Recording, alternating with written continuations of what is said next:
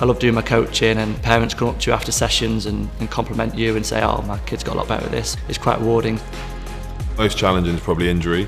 That's probably the biggest sort of singular and sort of consistent challenge that I think personally I would face. I'd say many players probably the same.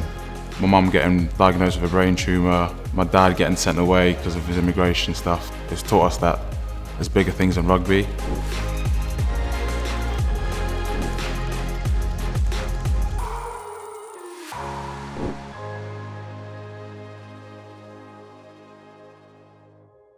My first rugby memory is probably the first time I played, so at school in PE. I just remember it being pretty frantic, pretty chaotic. A lot of lads that had never played it before and didn't really know what was going on. I wasn't a particularly big kid, probably until I hit like sort of 14, 15.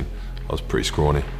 My first rugby memory would be, I think when I was about 6, at my local club, England Rugby club. I think my mum just took me down, and I think there was only 7, 8 of us at the time. My older brothers both played, so I was always waiting to get out there and actually give it a go and just chucking the ball around, meeting some of the guys and making some friends. My first rugby memory would be playing with my dad for his regiment in the army. He was based in Brunei. That's probably where my love for rugby came, surprisingly. I was 15 to 16 playing with adults, and my dad would do all the hard work and I'll just finish stuff off. The best moment in my rugby career would be, I think, my England debut. I got quite lucky, it was just after COVID, and it was at Twickenham in front of 82,000. Had the family there. I think I used all my tickets and they all came down. They're really happy afterwards, so I think that was a great moment for me.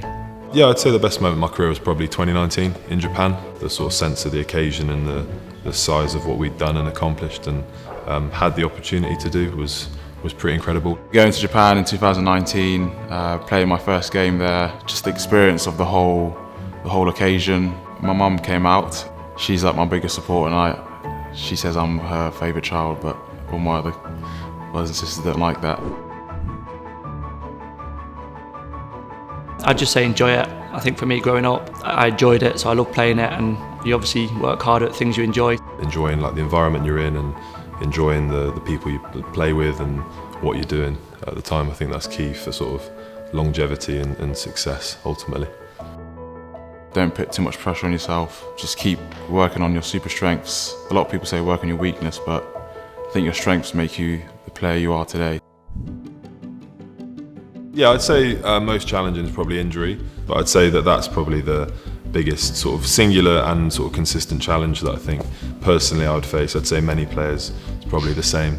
I've had 2 knee injuries, ACL and meniscus, that took me out for like 9 months, and then afterwards you miss quite a lot of rugby, so I think they're the big challenges in rugby that you've got to get past. I mean, it's part and parcel of the game. I've had many injuries, but I think the most challenging part is just trying to get back to my form. I have a really good psychologist that I speak to, and she always says just don't rush things, just things will come slowly, just focus on why you played rugby.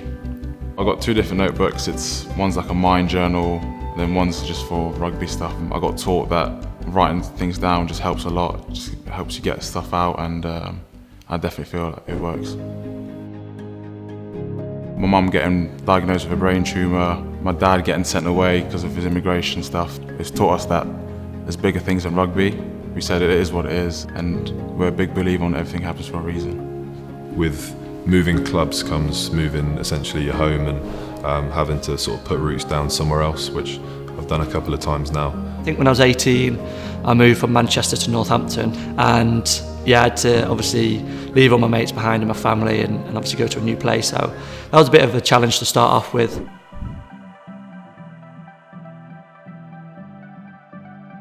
I think just being there is one of the biggest things. Like a lot of the stuff you remember about games isn't necessarily to do with the rugby or the match or how it's gone or who won or who lost, but more like who was there and what did it feel like. My dad comes to every game, regardless if it's in Newcastle, Exeter, abroad. He's driven to Poland once for my England 18s game, so he loves it and he's always there, so it's always nice to know that he's watching. And I think just having a good support network, it helps a lot, and you know, makes you realise that you're not alone. I love doing my coaching, and obviously when kids and parents come up to you after sessions and compliment you and say, oh, my kid's got a lot better at this, or people remember you for the sessions you've done is quite rewarding, so yeah, I really enjoy that part. Probably getting married, got married in June this year. Yeah, it's just an incredible occasion, an incredible sort of commitment, and sort of puts, I guess, sport into perspective a bit.